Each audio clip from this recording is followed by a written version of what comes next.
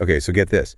You can make multi-shot videos, like real ones, with, characters, camera movements, and like the whole shebang, all from just typing it out. Yeah, it's pretty crazy. ByteDance, they're the, TikTok people. They're making these new AI tools that do this. You sent me some stuff on this, like articles and notes. And so let's deep dive into this, this whole AI video future thing. Right, yeah. It's a really big deal, especially because ByteDance already owns short form video with TikTok. So them going into AI video, I mean, it's a big shift for the industry for sure. Totally. We've got this transcript from a YouTube video on the AI Revolution channel, I think it's called. Yeah. It talks about two new models, ByteDance ones, PixelDance and Seaweed. I mean, what makes these things so different? Yeah. So special. So PixelDance is all about, realistic character animation. Imagine characters that can walk around, interact with stuff, and it looks real. And the big thing, the really different thing, is this multi-shot thing. So other AI video generators, they have trouble keeping things consistent from shot to shot. Yeah. PixelDance, it just does it easy. So that's like a game changer. Yeah. So you have a whole scene, different angles, close-ups, it all look consistent. Exactly. There's this demo, they use a prompt, something like, in black and white, the camera shot around the woman in sunglasses, moving from her side to the front, and finally focuses on a close-up of the woman's face. It's insane. The AI gets the camera movements just from a text prompt. Wow. It really makes you think. How will this change things? Imagine filmmakers, YouTubers. They could just make complex scenes, cinematic quality, without needing a giant crew or budget. Totally. Yeah. It could totally change how we make videos, make it available for everyone. Yeah. Now, PixelDance is focused on characters, but they have this other one, Seaweed. Its sibling, I guess, and it's for making environments like landscapes, cities, stuff like that. It makes videos up to 2 minutes long, and it keeps everything consistent between shots. So longer, more immersive, I guess, scenes. So PixelDance, characters, Seaweed, environments. Powerful combo, right? Speaking of powerful, what about OpenAI Sora? Remember back in February, it was supposed to make 60-second high-quality videos from text. Just like that.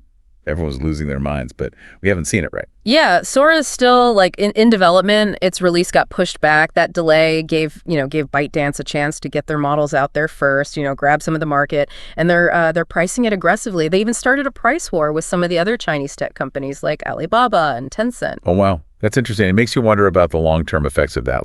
Will it make AI video tools more popular, more accessible, or could it hurt innovation from, smaller companies that can't match those prices? That's a really good question, yeah. And it's something we'll have to watch closely as this, AI landscape keeps changing. While Sora is still, cooking, OpenAI, they haven't just been sitting around. They're making new tools. They help developers build AI voice assistants faster. So they're making it easier to make those, super smart voice assistants. Exactly. They've made it all super streamlined, transcribing audio, making responses, converting text to speech. It's all one process now. And they've made tools for fine-tuning, the AI models with images and text. Imagine even better image recognition or object detection, stuff like that. And to help with the costs of all this, they made this prompt caching tool. Interesting. So even without Sora, OpenAI is still a big player. But we can't forget the other players in the AI video game. Right. You mentioned QuVideo and Pika Labs. What's happening there? QuVideo has this Kling AI thing. It's part of their video editing app. It can make videos up to 2 minutes long, but it's pretty much limited to single shot takes. Still, though, they have a massive user base, 2.6 million people using it, and they've made over 27 million videos with it. Wow. That's a lot of AI-generated content. What about Pika Labs? They had this Pika 1.5 update. It sounded really cool. Pika 1.5 is, it's all about the realistic movement, large screenshots, and these unique effects they call Pika effects, special effects that break the laws of physics, basically. Characters getting crushed, exploding, revealing hidden layers. Really trippy stuff, really pushes what's possible. That's wild. So each company is pushing the boundaries in their own way. Yeah. But going back to ByteDance, you said something about their AI models using some kind of unique architecture. Yeah, they have this family of models. They call them Dubo, really catchy, and they're based on the document image transformer architecture. It's a mouthful, but it helps them make these models more practical for businesses and maybe even cheaper to produce. So they're focused on making AI video, more practical, more affordable for businesses. Smart move, especially with their aggressive pricing rate. It's all part of their plan to really shake things up in the industry. But there's a catch. Remember those U.S. restrictions on those the really advanced AI chips from NVIDIA? Right, the ones ByteDance needs to train their new AI models. It's a big problem for them, right? Big time. Because of those restrictions, they're using chips from Huawei to train them. They're using the Ascendine 10B chips. Well, I thought those weren't as powerful as NVIDIA's, right? Yeah, so they're primarily used for running already trained AI models. It's called inference. But training new AI models needs a ton more power, and that's where the Huawei chips aren't great. So they're stuck. Huh. Yeah. They need those powerful chips, but the restrictions are in the way. It's a classic supply and demand problem, but with like global politics mixed in. Exactly. And it's not just the power of the chips, it's getting them too. ByteDance ordered like a ton of those Huawei chips, but there are delays, They're just not getting enough. So what are they doing about it? Are they just like waiting? Not at all. They're being really creative. They're buying those NVIDIA H100 chips that are, they're specifically made for the Chinese market so they can get around the U.S. trade restrictions, Ah, clever. So they're finding a way to get the power they need despite all the roadblocks. This is getting really interesting, but I think we need to step back and look at the bigger picture here. You're right. It's bigger than just who has the coolest AI video generator or the fastest chips. It's about what this technology means, for all of us, how it's going to change the world. Okay, now I'm really hooked. This is getting deep. I think we need to take a break and come back to this in part 2, where we'll dig into the global implication, the ethical side of things. Sounds good. This is going to be a good one. So picking up where we left off, ByteDance is like really in it to win it. They're not just throwing money around. It's like a whole strategy to be the top dog in AI video. Yeah, it's like they're building this whole ecosystem. The tools, the low prices, and always like hustling for those hardware solutions, even with the roadblocks. And don't forget all the data they're already getting from TikTok. It's like perfect for training their AI. It's kind of like a David versus Goliath situation, Yeah. A young company like ByteDance going up against like Google and OpenAI. It's a classic underdog story, but with a like futuristic AI twist. Yeah. And this has like global implications too, right? The U.S. restrictions on AI chips are pushing ByteDance to work with Chinese companies like Huawei. It's almost like there are two separate AI worlds forming. Right. One led by the U.S. and one by China. Yeah, that's a good point. It's not just about having the best AI video tech. It's about who controls it, economic power, maybe even national security. What happens if these two AI worlds like drift further apart? Will we see different AI capabilities, different applications? Will it be harder for researchers and developers to work together? Whoa, that's a lot to think about. But isn't there still a chance for, collaboration too? We talked about ByteDance working with Microsoft for cloud computing, right? Absolutely. It's like a mix of competition and working together. Yeah. Countries, companies, they all want to be the best in AI, but they also know that to solve the really big problems like climate change, we need to work together globally. So it's like this high-stakes game of chess where everyone wants to win, but also has to think about, what happens to the whole board. Right, and the stakes keep getting higher. Remember those OpenAI tools for making AI voice assistants? Imagine those with what ByteDance is doing with video. You mean like AI assistants that can not only talk to us, but can also make personalized videos, like on the spot? That's like next level. Think about what that means for, education, entertainment, customer service. Pretty much every industry could be changed by this combo of AI. It's mind-blowing, but also kind of scary, Like those sci-fi movies where AI gets too smart. That's why it's so important to be talking about the ethics of AI, Like now, while it's still early, we need rules, guidelines to make sure AI is used responsibly. For example, who owns the AI-generated stuff? Yeah. How do we stop, like, fake news and deepfakes? What happens to jobs that AI takes over? Big questions, right? Yeah, and no easy answers. We need to be both excited and careful. AI has huge potential, but there are risks too. So where do we go from here? What should, our listeners be thinking about as they, navigate this whole new AI world? The most important thing is to stay informed and get involved. Learn about the different AI tools, how they're being used. Think about the good and bad. Ask questions, share your thoughts. It's up to all of us to shape how AI develops, right? Right. It's not just something happening in the lab. It's happening now, and it affects all of us. Exactly. We're not just watching this AI revolution. We're a part of it. So how can we be a part of it in a good way? It's easy to feel overwhelmed. Like, where do we even begin? One thing you can do is try out some of these AI tools we've been talking about.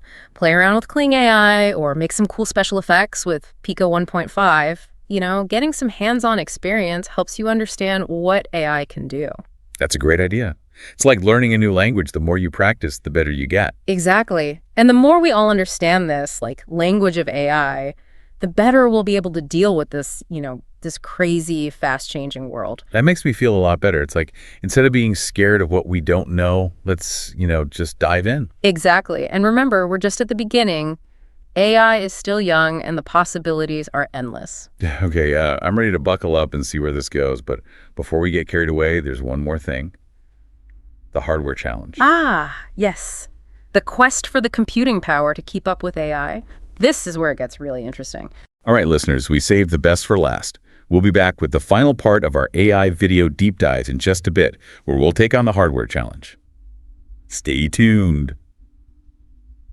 We're back, and it's the final part of our AI video deep dive. We're tackling, the big one.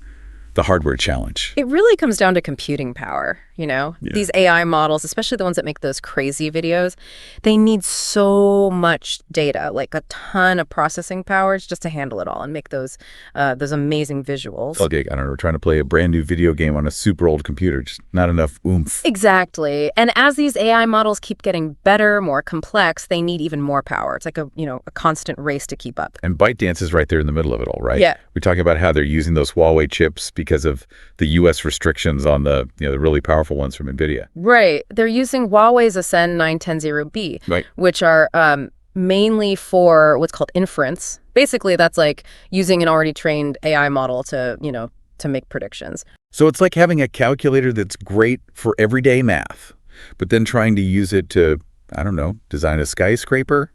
Not the right tool for the job. Exactly. Training new AI models, that takes way more power than just using an existing one. It's like building that calculator from scratch, not just using it. And those Ascend 9100B chips, well, they're not really powerful enough for that. So ByteDance is in a tough spot, right? They need the super powerful chips, but the restrictions are there. It's like supply and demand, but with global politics thrown in. And it's not just the power of the chips, it's getting a hold of them. ByteDance ordered a ton of those Huawei chips, but they're facing these delays. They're just not getting enough to keep up with their AI plans. So what's the plan? Are they just waiting? Oh, no. They're getting creative. They're buying those NVIDIA H100 chips, the ones specifically made for the Chinese market so they can, get around the U.S. trade restrictions. Like a high-tech treasure hunt. Yeah, exactly. And they're using Microsoft's cloud computing services, too. That way they can access those NVIDIA chips in Microsoft's data centers. Ah, so they're using the cloud to get around those limitations. Exactly. It's clever, but it does come with some challenges. Cloud computing can be expensive, and you need a good, solid internet connection. True. And there are security risks, too, right? You're basically trusting all your data, all your algorithms to someone else. It's a trade-off. But for ByteDance, it seems like the benefits are worth the risks. They're really determined to get that computing power no matter what. It shows how ambitious they are, how they're willing to adapt. This whole AI landscape is changing so fast. It really does. And it really highlights how important hardware is in this whole AI thing. It's not just about the algorithms anymore. The companies with the best, most powerful chips, they're going to have a big advantage. So this hardware race, it's going to be just as intense as the race to make those cutting-edge AI models.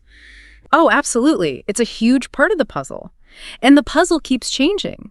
New chip designs, new ways of making them, new architectures. It's all happening so fast. So what does this all mean for the future of AI video? Is it just a matter of time before everyone has all the hardware they need? That's a tough one.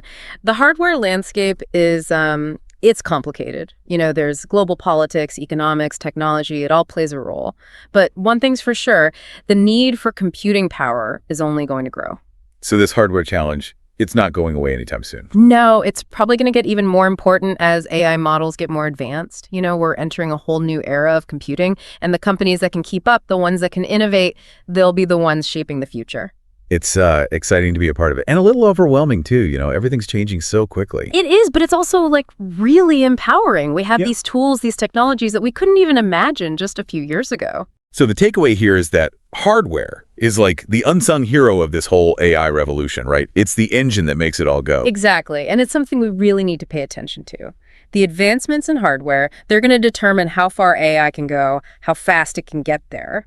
Well, folks, we've covered a lot today. We talked about ByteDance's big move into AI video, the competition, the ethics of it all, and the crucial role of hardware. Yeah, and we've only just scratched the surface. This is a field that's constantly evolving. There's always more to learn and explore. So for now, we'll leave you with one last thought to chew on.